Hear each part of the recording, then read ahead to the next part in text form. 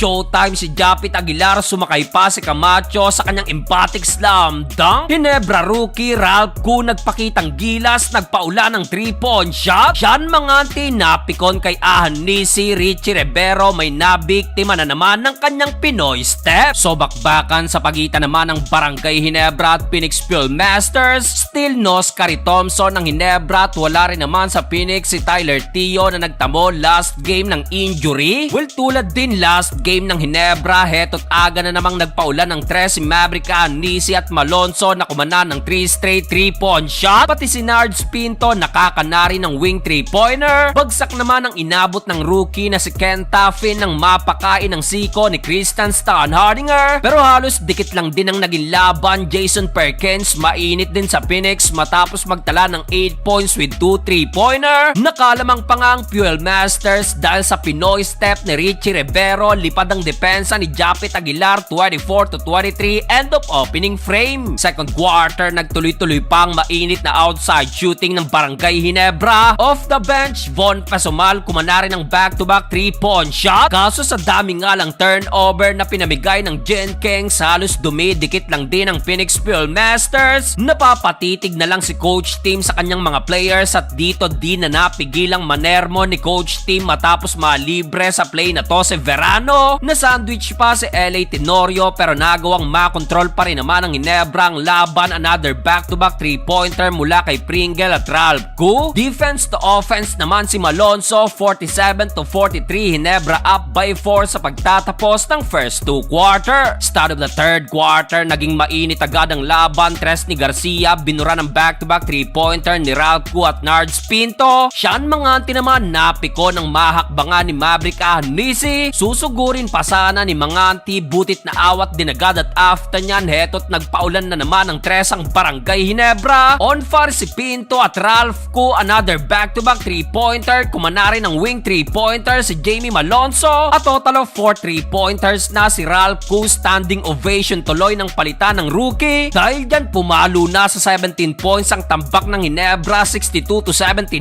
Nagpahabol pa ng another 3-pointer si Stanley Pringle. Fourth and final quarter, nagkagulo na ang lahat matapos ang posterized dunk na to ni Japit Aguilar. Showtime si Japet, abay sumakay pa itong si Simon Camacho. After niya na-involved na rin lahat sa opensa ng Ginebra. LA Tenorio with back-to-back basket. Off the bench, 5 straight points naman ang kinana ni Jason David, kaya sa huli, hindi na rin nakabalik pa ang Phoenix at nakuha na ng Ginebra ang kanilang ikalawang panalo.